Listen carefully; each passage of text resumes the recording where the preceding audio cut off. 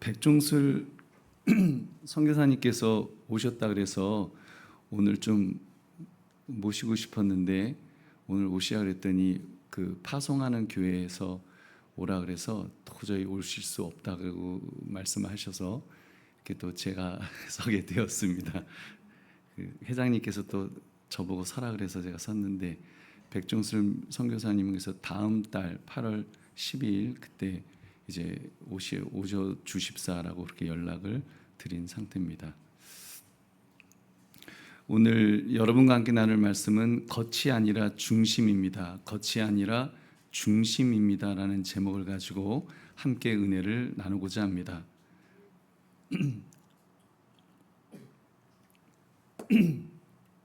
목회자가 목회에 가장 보람을 느낄 때가 언제인지 아십니까? 목회자가 목회에 가장 보람을 느낄 때 성도들이 말씀을 받아 이제 도전을 받아서 변화되었다는 소리를 들었을 때 아마 제일 보람이 되는 것 같습니다. 강단에서 선포된 말씀 선포하는 것도 중요하지만 성도의 얼굴에 스치는 표정이라든지 또는 삶의 변화가 있다는 이야기를 듣게 되면 정말 그때 정말 목회하기를 잘했다. 하나님이 정말 잘 부르심에 내가 제대로 이렇게 일을 하고 있구나 이런 자부심이 생기게 되는 것 같습니다. 근데 얼마 전에 이런 이야기를 들었습니다. 바나바 세미나 이후에 몇몇 성도님들께서 감사한 이야기를 전해 주셨습니다. 장로님들 중 어떤 분들의 분위기가 좀 달라졌다는 그런 이야기였습니다. 이전에는 어딘가 모르게 다가가기가 좀 어려웠었는데 먼저 인사해 주셨다 이런 이야기였습니다. 좀 무표정하게 보였었는데 온화한 미소가 비쳤다는 그런 이야기였습니다. 저는 그 이야기를 들으면서 이렇게 생각해 봤습니다. 무엇이 그런 변화를 만든 것일까? 그것은 아마도 몰랐던 것을 새롭게 배우면서 생긴 변화라기보다는 이미 알고 있었던 것을 다시 깨닫는 그런 자각의 변화라는 생각이 들었습니다. 어쩌면 그 장로님은 예전이나 지금이나 똑같이 이렇게 주님을 사랑하고 교회를 섬기시고 계실 것입니다. 다만 그 섬김의 표현 방식이 혹은 표현하지 않았던 침묵이라든지 좀 무표정이 누군가에게는 보이지 않는 차가운 벽이 이렇게 느껴졌다는 사실을 이렇게 돌아보게 된 결과가 아닌가. 나는 그냥 가만히 있었는데 내가 그냥 가만히 있으면 안 되겠구나. 내가 그냥 무표정하게 있으면 다른 분들은 나를 보면서 교만하다 이렇게 보일 수 있겠구나. 이런 것들을 깨닫게 된 결과가 아닌가 싶습니다. 그래서 그 작은 태도의 변화가 다른 성도들의 마음에 따스한 온기를 전해주었다는 사실이 제게는 또 하나의 감동이었습니다. 그리고 그런 이야기는 비단 장로님들만의 이야기가 아니라는 사실입니다. 오늘 이 시간 헌신하는 우리 안수 집사님들과 모든 교우들에게도 하나님께서 묻고 계시는 질문이 있다면 바로 이런 질문일 것 같습니다. 너의 침묵은, 너의 무표정은 그냥 말하고 싶지 않아서 안 한 것이고 신경 쓰지 않고 신경 쓰고 싶지 않아서 한 행동이라 아무 책임이 없느냐라는 그런 질문, 아니면 다른 사람의 열심마저 쉽게 만드는 이렇게 냉랭한 무관심이 아니겠느냐, 이런 질문이 아마 던져질 수 있습니다. 그렇다면 여러분에게도 적용하여 질문해 봅시다. 여러분의 소극적인 태도는 사려 깊은 신중함입니까? 아니면 뜨거워야 될 교회에 찬물을 끼얹는 거리두기입니까? 여러분, 오늘 이 질문에 대한 답을 우리가 찾아가 봅시다. 본문은 3000년 전 실로의 성막에서 일어난 사건을 말씀합니다. 하나님께서는 제사장 엘리에게 하나님의 사람을 보내어서 엄중한 경고의 말씀을 주셨습니다. 그 경고의 핵심은 엘리의 두 아들 홈니와 비느하스가 하나님의 제물을 멸시하며 성소를 더럽혔다는 그런 이야기였습니다. 여기서 놀라운 반전의 이야기가 함께 있었는데, 같은 시대 같은 장소에서 살았지만 전혀 다른 삶을 살았던 어린 사무엘이 이렇게 대조적인 그림을 보여주고 있습니다. 여러분, 그곳에는 자기들에게 맡겨진 직분이 너무 익숙해서 거룩함을 짓밟아버린 사람들이 있었습니다. 반면에 너무 보잘것없어 보였지만 하나님의 마음에 감동을 주었던 아이 하나를 발견하게 됩니다. 이 대조를 통해서 하나님께서는 영원한 진리를 선포하셨습니다. 우리 30절 말씀 같이 읽겠습니다. 30절 같이 읽겠습니다. 시작. 그러므로 이스라엘의 하나님 나 여호와가 말하노라. 내가 전에 내 집과 내 조상의 집이 내 앞에 영원히 행하리라 하였으나 이제 나 여호와가 말하노니 결단코 그렇게 하지 아니하리라. 나를 존중히 여기는 자를 내가 존중히 여기고 나를 멸시하는 자를 내가 경멸하리라. 아멘. 여러분, 그러므로 이러한 그들의 모습을 통해서 하나님께서 오늘 우리에게 말씀하시고자 하는 것은 과연 무엇인가를 묵상하며 은혜를 나누시기를 주님의 이름으로 축원합니다. 여러분, 첫 번째로 자칫 익숙함이 하나님의 은혜를 걷어찰 수 있다는 사실입니다. 나의 익숙함이 하나님의 은혜를 걷어찰 수 있다는 사실. 여러분, 조금 전 말씀드렸던 저와 여러분의 침묵과 소극적인 태도가 다른 사람에게는 차가운 벽으로 느껴졌을지도 모릅니다. 그런 행동을 하게 된 원인이 무엇일까요?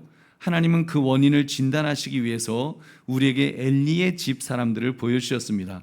홈니와 비느하스. 여러분, 이 두 사람은 누구보다 하나님과 가까운 사람들이었습니다. 태어날 때부터 성전이 그들의 집이었습니다. 제사장의 옷이 그들의 유니폼이었습니다. 매일 드려지는 제사와 향기로운 제물의 냄새는 그들에게 숨쉬는 공기처럼 너무나 당연한 그런 일상의 냄새였던 것입니다. 바로 여기에 무서운 함정이 있었습니다.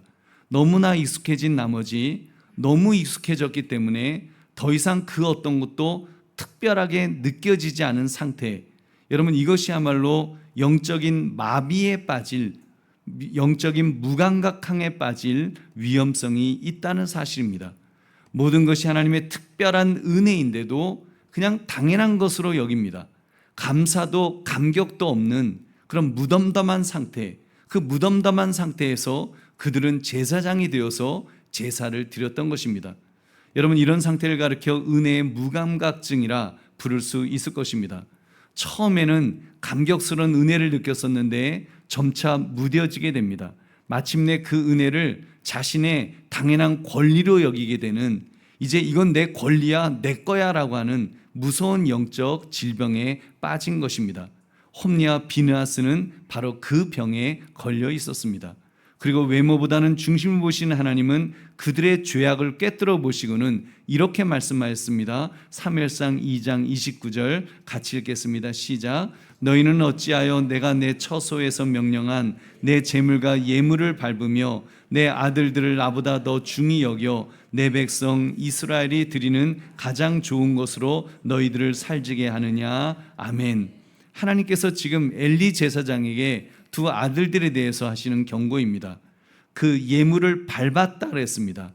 예물을 밟았다. 제물을, 하나님에게 드려지는 제물을 밟는다. 밟는다는 히브리어 바하트는 단순히 발로 밟는 것이 아닙니다. 소 같은 가축이 주인을 향해서 이 뒷발질을 팍팍 하는 것처럼 뒷발질을 하듯이 경멸하여 걷어차는 행위를 의미합니다. 너무 익숙한 나머지 하나님께 드려져야 될 거룩한 제물을 하찮게 여겨서 발로 걷어차 버렸습니다.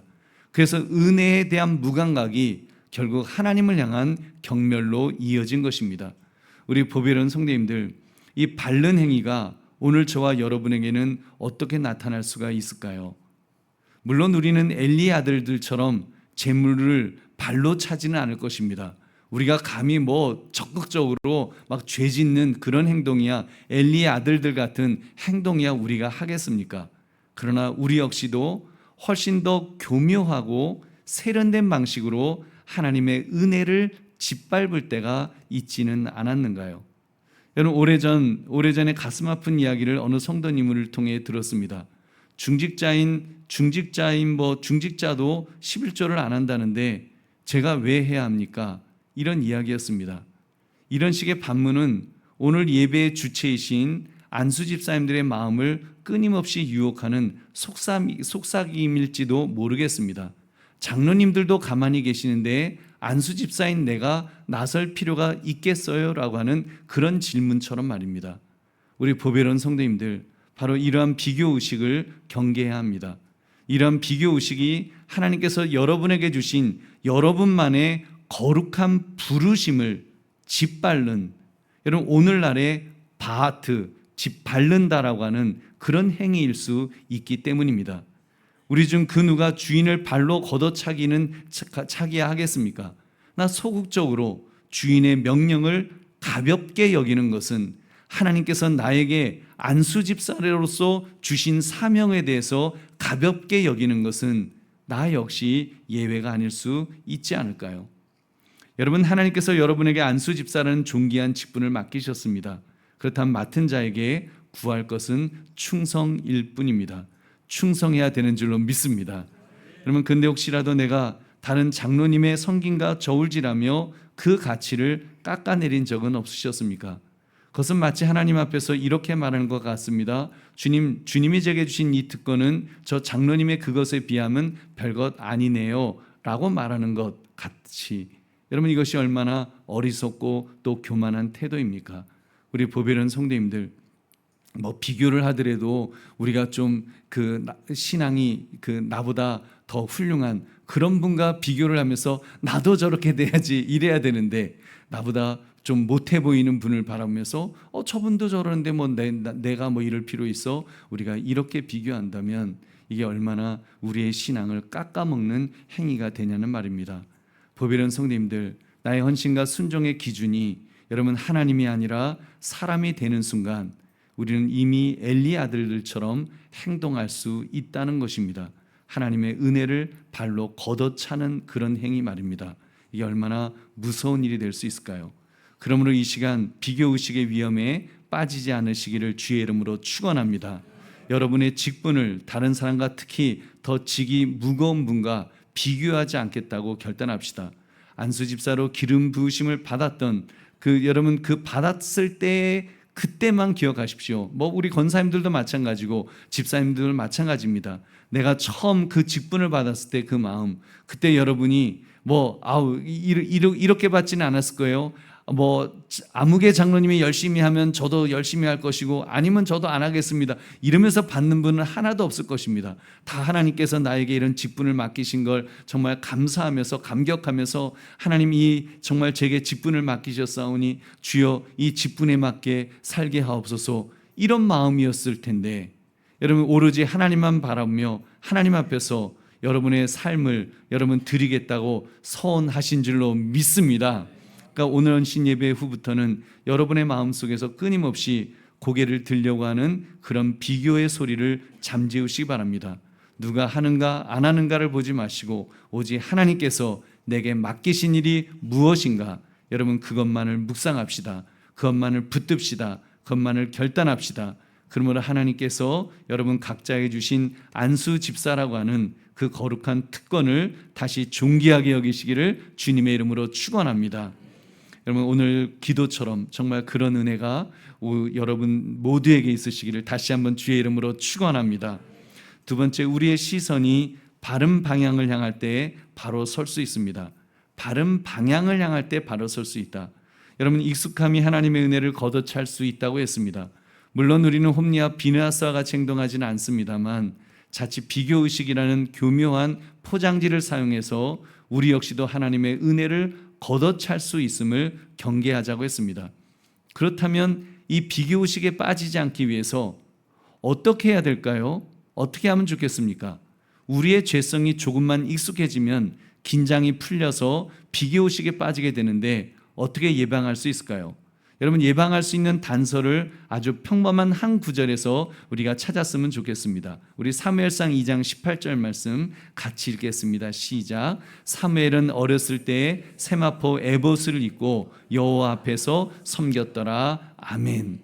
여러분 사무엘이 입은 옷이 어떤 옷이라고 했습니까? 세마포 에봇을 입었다고 했습니다. 배옷 같은 거죠. 그것은 제사장들이 입는 화려한 옷이 아니었습니다. 아주 평범하고 아주 남루하고 한편으로 초라하기까지 한 그런 옷이었습니다. 근데 성경은 사무엘이 그 세마포 옷을 입고 여호와 앞에서 섬겼다라고 소개하고 있습니다. 여러분 이 말씀에서 우리는 두 가지 영적 원리를 발견할 수 있습니다. 하나는 초심을 잃지 않는 것, 또 다른 하나는 코람데오, 즉 하나님 앞에서 살아가는 바로 그 모습입니다. 잠깐 다시 엘리의 두 아들들 먼저 살펴보십시다. 여러분, 홈리와 비느하스, 그들의 시선은 어디를 향해 있었을까요? 뭘 보고 있었을까요? 분명한 사실은 그들의 시선은 절대로 하나님을 향한 수직적으로 위를 바라보고 있지는 않았을 것임에 틀림없습니다. 절대로 위를 바라보지 않았겠죠. 수평적으로 바라보든지 아래를 바라보든지, 여러분 특히 서로를 향한 수평의 시선이 그 브라더, 그 두 형제지간에 있었을 것입니다. 그러니까 하나님 앞에서는 감히 저지를 수 없는 그 끔찍한 범죄를 저질렀을 것입니다. 그들은 그 서로의 얼굴을 바라보면서 힘을 얻었을 것입니다. 서로의 타락을 부추기면서 죄의 담력을 키웠을 것입니다. 형님 먼저, 아우 먼저 하시면서 형님도 하시는데요. 그러면 이제 아우야 좋은 게 좋은 거 아니냐 이러면서 이 두 형제가 그렇게 죄를 번갈아 가면서 서로를 격려하면서 죄를 지었습니다. 그들의 관계는 서로를 거룩함으로 이끄는 선순환의 관계가 아니라 서로의 죄악을 눈감아주고 동조하면서 함께 파멸로 가는 악순환의 관계였던 것입니다. 여러분, 그러나 사무엘은 달랐습니다. 여러분, 그런 환경인데, 그런 환경에서 그의 시선은 수직적으로 하나님을 향해 있었습니다. 하나님만 바라보고 있었습니다. 그 모습을 성경은 여호와 앞에서 섬겼더라라고 기록했습니다. 그러니까 사무엘은 다른 사람의 평가나 행동에 관심을 두지 않았습니다. 그가 수평적으로 사람을 바라보았다면 그 역시 홈리와 비느하스를 바라보면서 제사장의 아드님들도 저러시는데, 저 형님들도 큰형들도 저러시는데 하면서 닮아가려고 했을 것입니다. 여러분, 보고 배운 것이 그거밖에 없을 텐데, 보고 배우는 것이 맨날 그 하나님의 재물을 능욕하는 그것만 봤는데, 여러분 그 사무엘이 얼마나 환경적으로 그 죄악을 따라가기가 얼마나 쉬웠겠습니까? 믿음의 사람은 그런 사람이 아닙니다. 수평적으로 사람을 바라보고 사람을 통해서 사람을 닮아가는 사람이 아닙니다. 믿음의 사람은 하나님을 바라보는 사람인 줄로 믿습니다. 하나님 앞에 서서 사는 사람, 하나님 앞에서 사는 그런 사람이라는 말입니다. 사무엘이 그런 사람이었습니다. 비록 그는 어렸으나 그의 유일한 관심은 하나님이었습니다. 하나님께서 지금 나를 어떻게 보고 계실까? 그가 입은 그 작은 세마포 옷은 그의 신앙의 본질을 보여주는 옷입니다. 그의 옷은 권위를 상징하는 제사장의 옷이 아니었습니다. 그의 옷은 어머니의 눈물 어린, 정말 사무엘을 위해서 눈물 흘리는 그 어머니의 눈물 어린 기도로 드려진 헌신의 옷인 줄로 믿습니다. 그는 그 옷을 입을 때마다 자신의 섬김이 하나님께 드려진 헌신임을 기억했을 것입니다. 어머니가 나를 서원하여서 하나님에게 바쳐진 자로 내 인생을 살아가기로 하셨지, 나는 그렇게 하나님께 바쳐진 자라고 하는 그 자의식, 그래서 하나님 앞에서 살아갔습니다. 단 한순간도 권리를 주장하려 하지 않았다는 것입니다. 그렇습니다. 근데 여기서 우리가 놓치지 말아야 될 중요한 사실이 있습니다. 사무엘은 단순히 개인적으로 경건한 삶을 산 것이 아니라 예수 그리스도를 예표하는 인물이라는 점입니다. 여러분, 사무엘은 선지자요 제사장이요 왕을 세우는 자로서 삼중직을 감당했는데, 여러분 이것은 장차 오실 메시아 예수님의 모습을 미리 보여주는 것이었습니다. 그가 어린 나이에도 하나님 앞에서 충성된 마음으로 섬길 때, 여러분 궁극적으로 그 안에 계신 하나님의 은혜로 그는 정말 가장 위대한 인물이 된 줄 믿으시기 바랍니다. 여러분, 그러므로 우리들이 자칫 비교의식에 사로잡힐 수 있다고 했는데, 그 비교의식이라는 병을 치유하는 유일한 방법은 그래서 나의 시선을 여러분 우리가 전환하는 것입니다. 우리 사람 바라보았던 시선, 도토리 키재기 같은 인간을 바라보았던 시선을 여러분 전환합시다. 서로 우리 바라보았자 죄를 합리할 뿐입니다.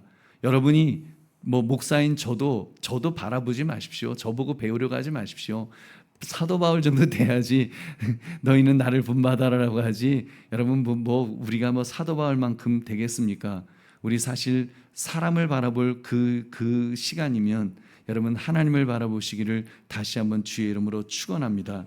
여러분, 우리가 정말 하나님 앞에서 수직적인 시선을 가지고 우리 모두의 삶에 그대로 적용합시다.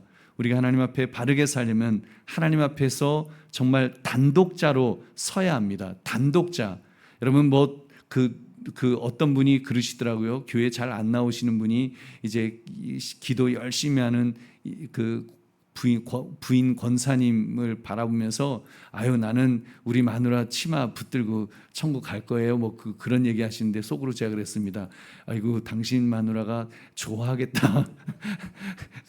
그 좀 농담처럼 제가 그렇게 생각했는데, 안 됩니다. 여러분, 치마 잡고 못 갑니다. 다른 사람 잡고 못 가고, 여러분, 목사가 뭐 여러분 끌어주면 뭐 붙들고 가느냐, 뭐 그런 거 없습니다. 여러분, 우리는 단독자예요. 우리는 정말 하나님 앞에서 우리는 단독자로 서야 됩니다. 우리는 홀로 하나님과 나와의 관계, 이것밖에 없습니다. 우리가 그렇다면 정말 내가 하나님 앞에서 나 한 사람으로 서 있다고 한다면 우리는 환경 탓할 거 없습니다. 남 탓할 수도 없습니다. 남편 때문에, 아내 때문에, 자식 때문에 힘들다 이렇게 말할 수 없습니다. 실상은 하나님과 나 사이의 관계가 막혀 있느냐, 막혀 있지 못하느냐, 내가 정말 하나님과 지금 죄악으로 막혀졌느냐, 막혀져 있지 않느냐, 문제가 있다면 내 죄의 문제지, 내가 게으르고 내가 나태하고 내가 이기적이고 내가 내 마음대로 살려고 하는 나의 문제이지, 여러분, 다른 것 없습니다.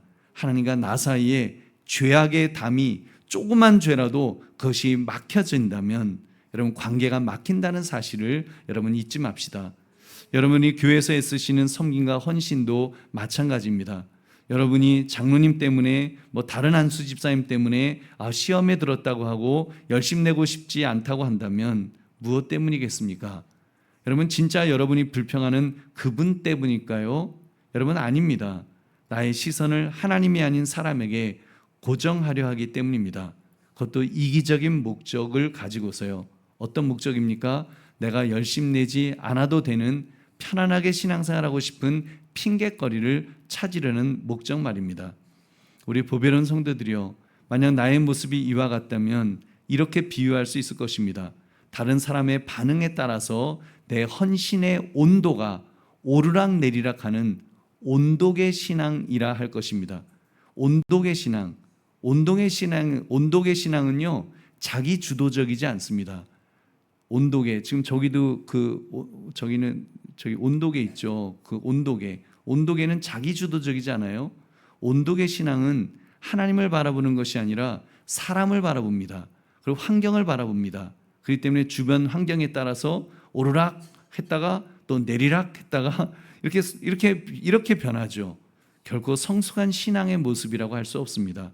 오늘 안수 집사 연신 예배니까 저우들이 안수 집사님들은 반드시 결단하시기 바랍니다. 우리 안수 집사님 한번 따라합시다. 이제부터는 온도계가 아니라 뭐가 됐으면 좋겠습니까? 네? 뭐가 되셨으면 좋겠어요? 온도 조절 장치가 되겠습니다. 한번 따라하시겠습니다. 시작. 네. 온도 조절 장치. 온도계하고 온도 조절 장치는 다르죠. 그죠? 온도계는 환경에 따라서 올라갔다가 내려갔다 하지만 온도 조절 장치는 여러분 어떻습니까?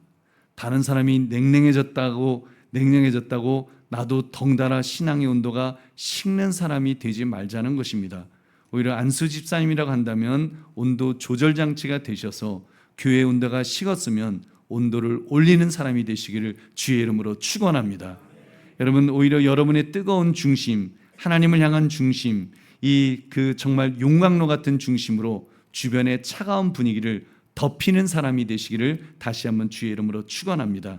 그래서 아무개 집사님을 보면 섬길 맛이 납니다. 이런 이야기가 나올 수 있도록, 오히려 장로님들이 아무개 안수 집사도 저렇게 하는데 나도 열심을 더 정신을 차려야 되겠다, 이런 이야기가 나올 정도로 여러분 도전받을 수 있는 그런 집사님 되시기를 주님의 이름으로 다시 한번 축원합니다. 여러분 중에는 살짝 자격지심을 가질 수도 있을 것입니다. 다른 성도님들 마찬가지죠. 나는 많이 배우지도 못했고 돈도 많지 않고 건강하지도 않고 잘난 것도 없고, 없는 것을 생각하면 뭐 위축되지 않을 사람이 누가 있겠습니까? 다 위축되죠. 여러분, 그것은 사단이 주는 마음입니다. 여러분, 저에게도 위축되는 마음이 왜 없겠습니까? 사단이 줘요.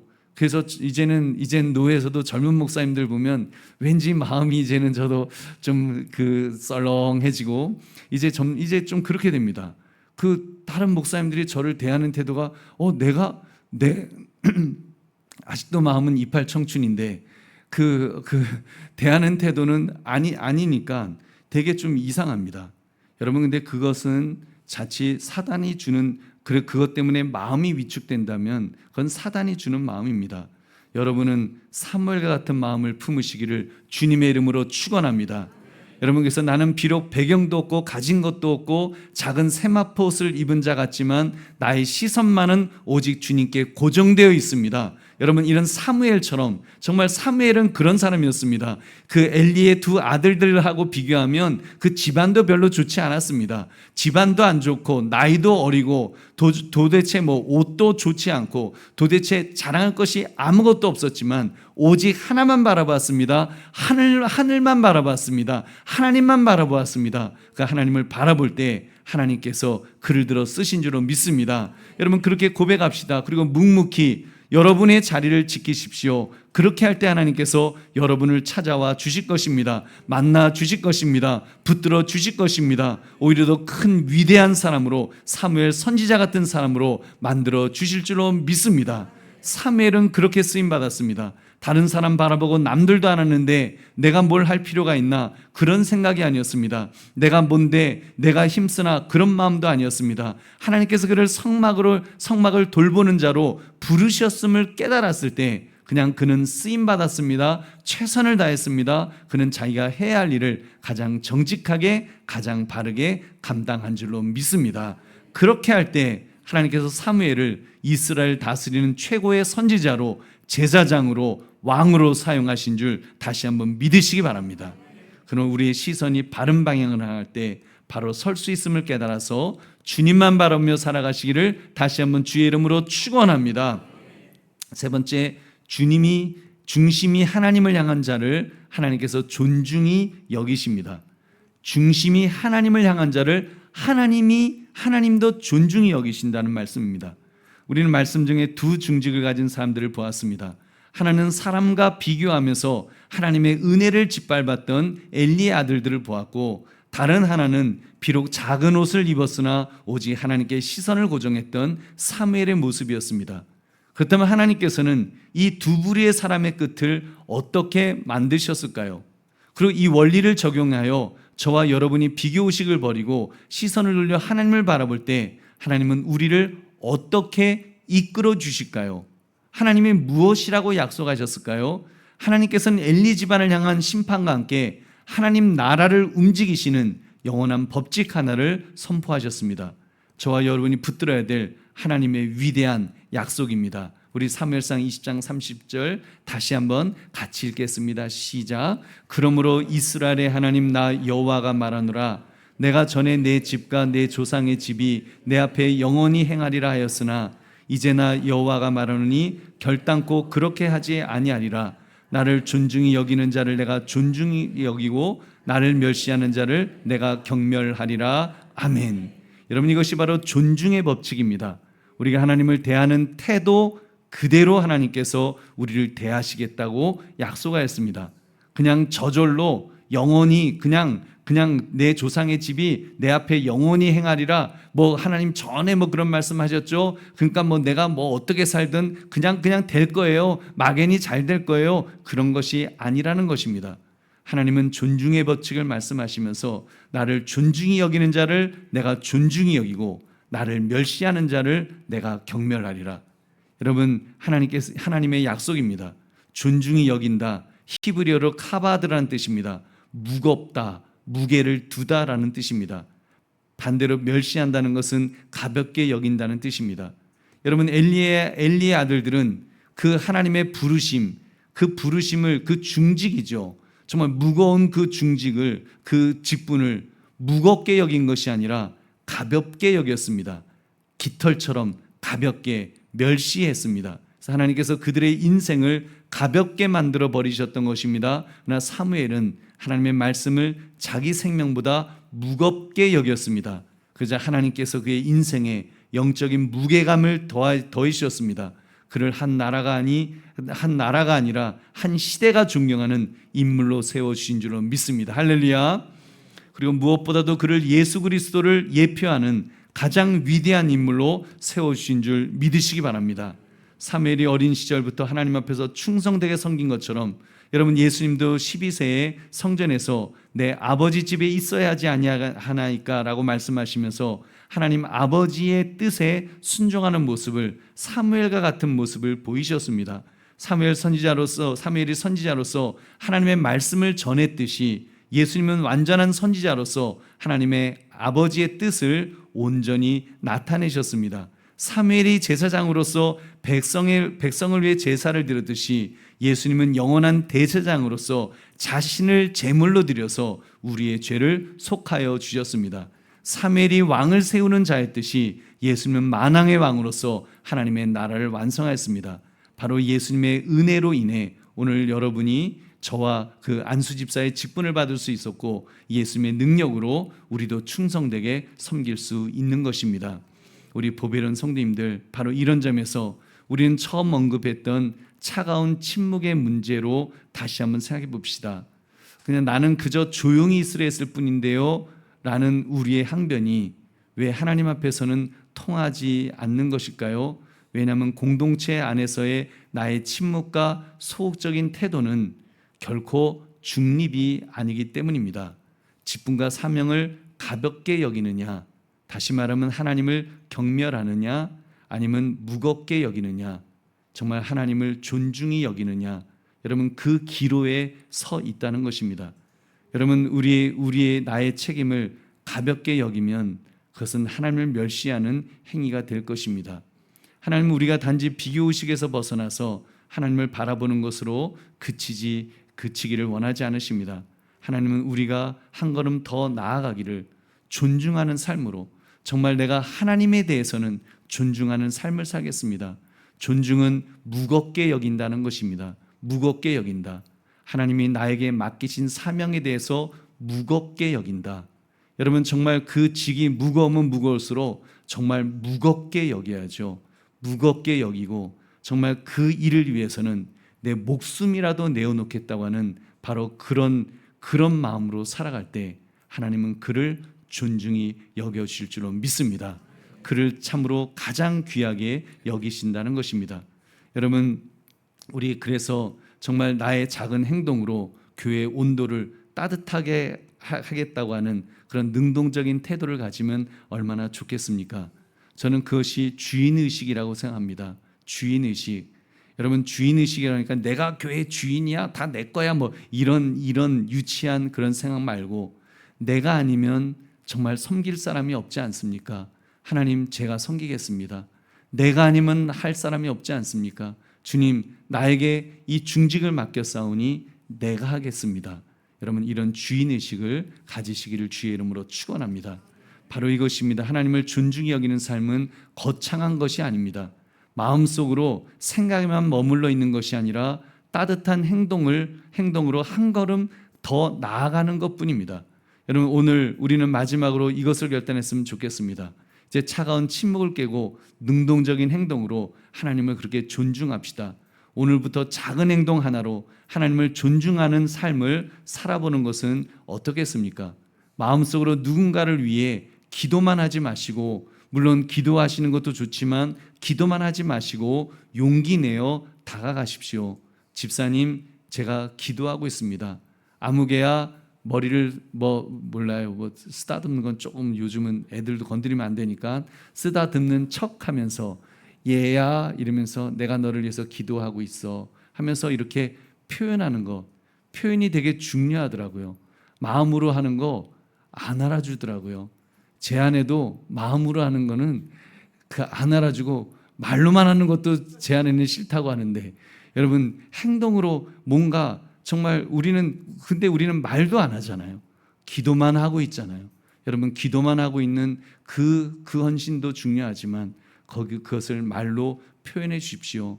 내가 기도하고 있어요. 아무개 집사님 그러면서 우리 같이 힘냅시다 하면서 그런 표현해 주는 것, 여러분 그것이 우리 교회의 온도를 높여주는 역사가 일어날 줄로 믿습니다. 여러분 예배 주변에 전후에서 내 주변에 새로 오신 분이 있으면 내가 얼굴 볼 때 저분 잘 모르는 분이다. 여러분이 모르면, 여러분이 처음 보는 얼굴이면 뭐라고요? 새 가족이에요. 그렇잖아요. 여러분이 저 사람 누구야? 이렇게 모르는 사람인데 그러면 거의 새 가족입니다. 그래서 여러분 이렇게 그런 분들에게 먼저 다가가서 그때 꼭 직분을 밝히십시오. 여러분 그때 그냥 인사하지 마시고 직분을 밝히세요. 안수 집사 누굽니다. 뭐 장로 누굽니다. 권사 누굽니다. 왜냐하면 새 가족은 장로님, 안수 집사님, 권사님 하면 여기 주인인 줄 알아요. 그래서 사장님이 나한테 좀 이런 느낌을 받을 수 있으니까 여러분께서 먼저 인사해 주시는 것, 여러분 그렇게 할 때 하나님께서 은혜를 분명히 주실 줄은 믿습니다. 여러분이 이렇게 침묵을 깨고 다른 지체를 향해서 적극적으로 행동할 때 여러분 하나님을 존중하는, 하나님께서 너가 나를 존중히 여기는구나, 너가 나를 중히 여기는구나, 내가 너를 또한 중히 여겨서 존귀하게 너를 사용하겠다, 주님 우리에게 은혜와 복을 주실 줄로 믿습니다. 그러므로 나를 존귀하게 여기신 하나님을 바라보면서 더욱 뜨겁게 교회를 섬기시기를 주님의 이름으로 축원합니다. 말씀을 맺습니다. 오늘 우리는 나의 침묵은 과연 겸손인가 무관심인가, 다소 불편한 이런 어려운 내용을 우리가 나누었습니다. 엘리의 두 아들을 통해서, 어린 사무엘을 통해서 우리가 어떤 모습으로 신앙생활을 해야 할 건가를 결단하게 되었습니다. 특히 교회 안에서 성도의 소극적인 태도와 침묵은 결코 중립적인 겸손이 될 수 없다는 것을 우리가 깨달았습니다. 그것은 다른 지체의 열심을 오히려 쉽게 만드는, 나는 그냥 소극적인 태도, 그냥 침묵했지만 그것이 다른 사람들의 열심을 쉽게 만드는 행위가 될 수 있다 그랬습니다. 교회의 온도를 떨어뜨리는 행위 말입니다. 결과적으로 하나님을 가볍게 여기는 행위로 이어질 수밖에 없습니다. 그러니까 아무것도 하지 않는 침묵은 소극적인 태도가 아닙니다. 교회를 차갑게 만들고 어렵게 만드는, 교회를 어쩌면 해치는 행위같이 될 수도 있다는 사실입니다. 여러분 그렇기 때문에 결단해야 합니다. 하나님 앞에서 나의 자리를 바로 알고 그 자리에서 적극적으로 행동하는 것입니다. 사랑으로 행동해야 될 줄로 믿습니다. 그렇게 할 때 하나님께서 함께해 주실 줄로 믿습니다. 우리 보배로운 안수 집사님들 그리고 성도님들, 이제 우리는 이 놀라운 원리를 붙들고 이렇게 다짐하면서 우리가 정말 세상으로 나갔으면 좋겠습니다. 다시는 나의 부르심을 남과 비교하면서 짓밟지 않겠다는 이런 결심, 우리가 짓밟으려고 짓밟은 건 아니지만 그렇게 될 수 있는 것들을 결심하시고, 사람의 눈치를 보는 온도계가 아니라 하나님의 시선으로 공동체를 덮이는 온도 조절 장치가 되겠다는 결단도 해봅시다. 그리고 차가운 침묵을 깨고 따뜻한 행동으로 하나님을 존중하며 그분이 내 인생을 존귀하게 만드실 것을 기대하면서 그렇게 살아갑시다. 이 모든 섬김의 근원이 되시는 예수 그리스도를 더욱 사랑하시면서 그분의 십자가의 사랑 앞에 여러분 그 일을 결단하시기를 주의 이름으로 축원합니다. 그러므로 겉이 아니라 중심입니다. 겉이 아니라 우리의 중심. 여러분 신앙생활은 오직 그리스도, 정말 예수 그리스도, 주님에게 시선을 고정하고 주님을 중히 여기고 주님 위하여 살아가시는 저와 여러분 되시기를 주님의 이름으로 축원합니다. 우리 기도하겠습니다.